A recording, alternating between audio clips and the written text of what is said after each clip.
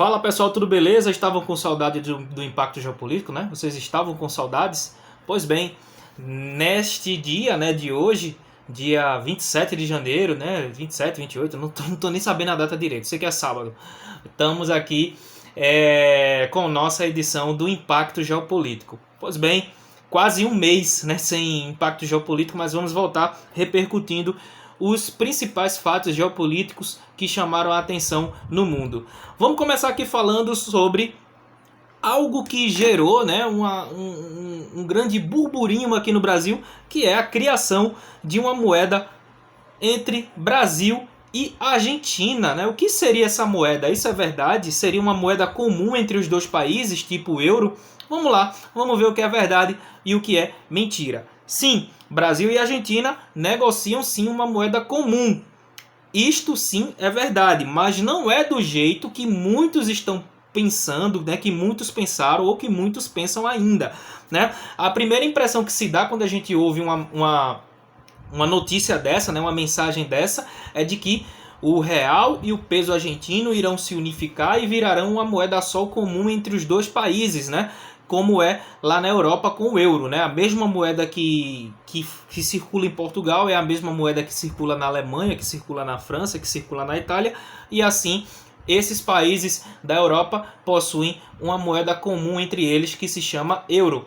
Mas entre Brasil e Argentina não será uma unificação entre essas duas moedas, né? Não vai ser o tal peso real ou peso real que já foi tão discutido anteriormente. Na verdade, a proposta discutida entre os presidentes do Brasil, o Luiz Inácio Lula da Silva, né, o Lula, e o presidente da Argentina, o Alberto Fernandes, né, o Alberto Fernandes, é uma moeda comum de transações comerciais. Seria uma moeda utilizada apenas por empresários, né, por transações comerciais, apenas para fins comerciais, apenas para fins de compras e trocas mercantis entre os dois países, né? Não seria uma moeda comum, né? Se você for querer turistar na Argentina, você vai ter que trocar normalmente, vai ter que trocar o real pelo peso argentino normalmente. Não é uma unificação entre as duas moedas, é apenas uma criação de uma moeda comum para fins comerciais, para transações comerciais, né, que vai ser usada muito para trocas e compras de mercadorias entre os dois países, né? Já houve uma tentativa de unificação de moeda entre os BRICS, né, que é esse bloco de países emergentes que reúne Brasil, Rússia, Índia, China, África do Sul, que a Argentina está tentando entrar, né, que seria o tal BRICS, né? Mas essa unificação de moedas entre os países do BRICS acabou não dando certo e os presidentes de Brasil e Argentina estão aí discutindo, né, o Ministério da Fazenda do Brasil com o Ministério da Economia da Argentina estão aí discutindo, né, a criação dessa moeda comercial, dessa moeda apenas para fins comerciais entre Brasil e Argentina. No meu ver, não seria de maneira inteligente criar uma moeda única entre Brasil e Argentina, porque a gente sabe, a Argentina vive um período de inflação, vive um momento econômico muito ruim. Muito ruim. Isso não é culpa única e exclusivamente do Alberto Fernandes. Isso já vem arraigado de governos anteriores, do Maurício Macri, governos do Néstor Kirchner, da Cristina Kirchner. Governos anteriores já têm culpa nesse colapso econômico da Argentina e não é interessante nenhum país da América do Sul, o Brasil principalmente, unificar, fazer uma moeda comum com a Argentina, por conta dos níveis inflacionários que esse país vem enfrentando, né? Dos níveis de desvalorização que o peso argentino vem enfrentando. Então não é interessante, falando economicamente, que haja uma unificação de moedas entre Brasil e Argentina. Vale lembrar, né, porque isso está gerando um burburinho, principalmente na oposição brasileira, né, em pessoas que não são favoráveis ao presidente Lula. Isso vem gerando, né, críticas a essa atitude, mesmo sendo uma moeda comercial, apenas para fins comerciais, apenas para fins de transações financeiras comerciais. Isso vem gerando aí críticas por parte de pessoas que não são apoiadoras do governo Lula. né? Vale lembrar que o governo anterior, o presidente Jair Bolsonaro, ele já defendeu sim no ano de 2019 não uma moeda comercial para fins comerciais, ele defendeu a unificação da moeda real com a moeda peso argentino, fazendo assim o peso real. O presidente Jair Bolsonaro defendeu sim em 2019 a unificação das moedas entre Brasil e Argentina, mas isso foi na época que o presidente da Argentina era o Maurício Macri, né, um direitista que não era tão extremista quanto o Bolsonaro. Era um cara de direita, mas não tão extremista quanto o Jair Bolsonaro, que eu já considero uma pessoa de extrema direita por conta de suas ideologias e por conta das práticas políticas que ele defende. Mas como isso não vem ao caso, fica aí para vocês refletirem sobre o que seria essa criação de uma moeda comum comercial entre Brasil e Argentina. Vocês são a favor disso? Deixem aí nos comentários, queria muito saber se vocês são a favor da criação dessa moeda. Mudando completamente de assunto, né, mas ainda focado aqui na América Latina, na América do Sul principalmente, gostaria de fazer uma pergunta, né, uma indagação. O que está acontecendo no Peru? Pois é, o Peru vem afundado, né? Eu não digo nem que o Peru vem afundando, né? O Peru vem afundado em uma crise política e mergulhado em protestos contra a política peruana, né? Ou melhor, contra quem está na presidência do Peru.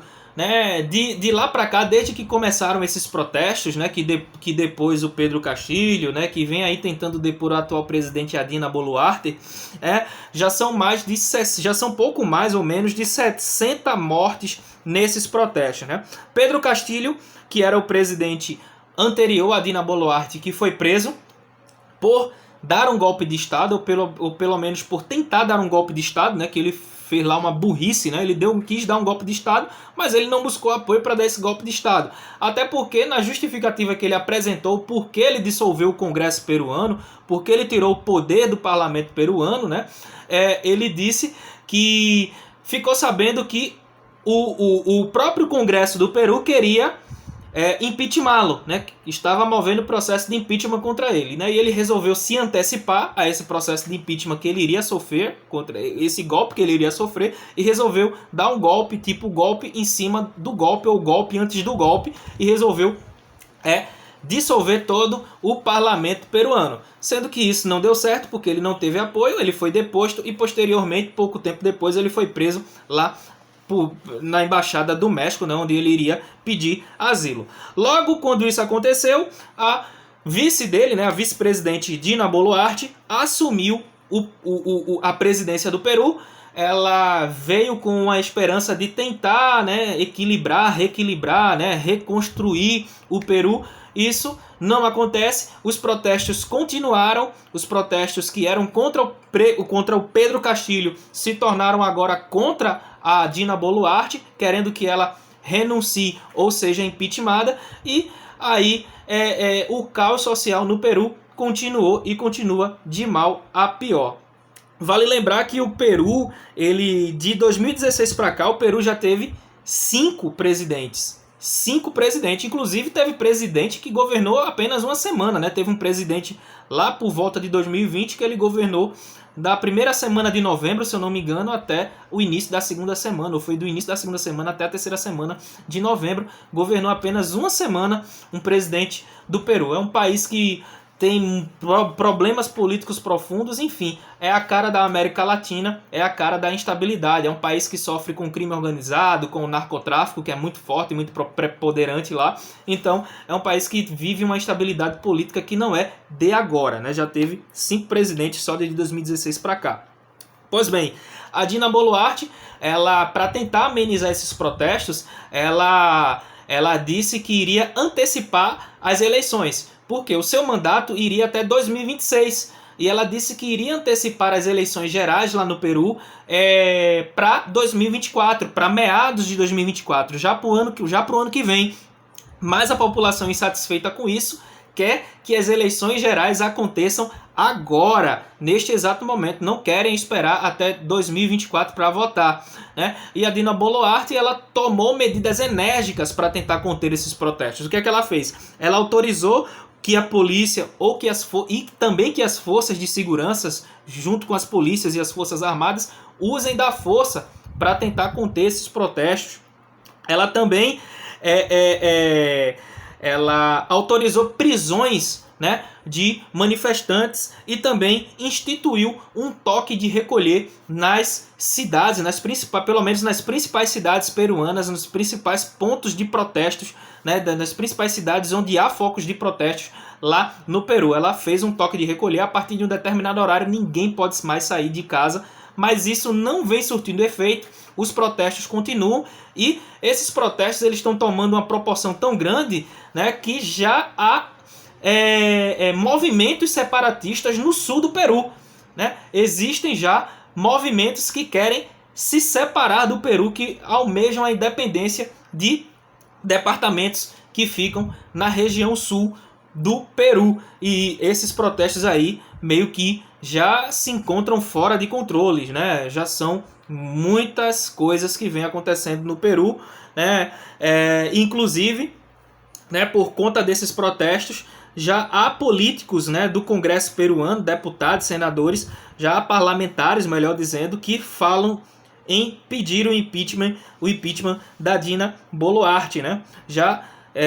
Se o impeachment fosse ocorrer agora, né, já iriam ocorrer 20 votos favoráveis a favor do impeachment dessa presidente Dina Boluarte, né? Para aprovar o processo de impeachment são necessários 52 votos, 20 aí já são favoráveis ao processo de impeachment que a população tanto quer. A população quer a convocação de novas eleições gerais no Peru. Muito complicada a situação lá no Peru.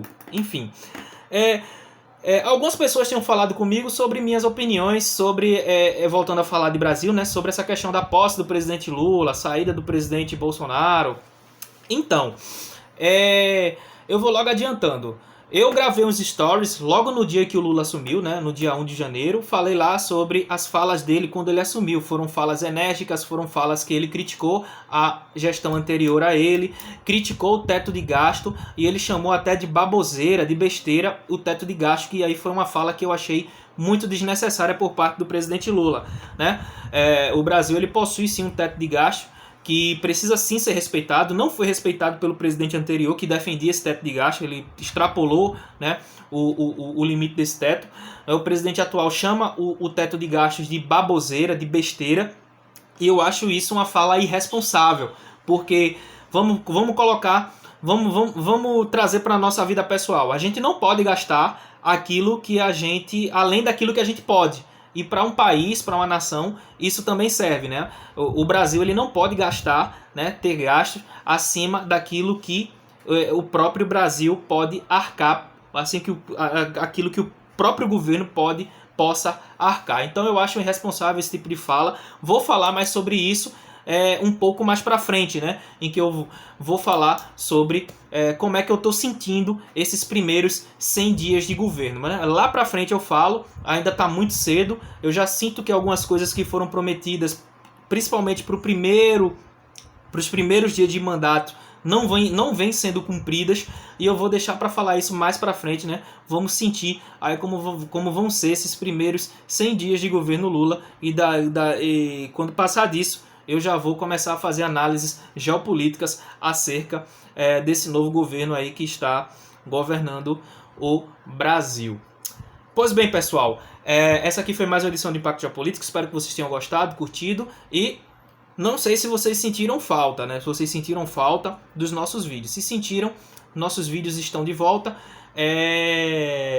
Peço para vocês que vocês doem para o nosso projeto. Esse projeto é um projeto voluntário, mas precisa da doação de vocês para continuar ativo, para ter melhoria aqui desse estúdio, melhoria dessa captação de imagem, de som. Então, eu preciso muito da doação de vocês. Isso aqui não é brincadeira, é um projeto voluntário sério que serve para difundir o conhecimento geopolítico para todos. Pois bem, pessoal, até breve, até para o próximo vídeo.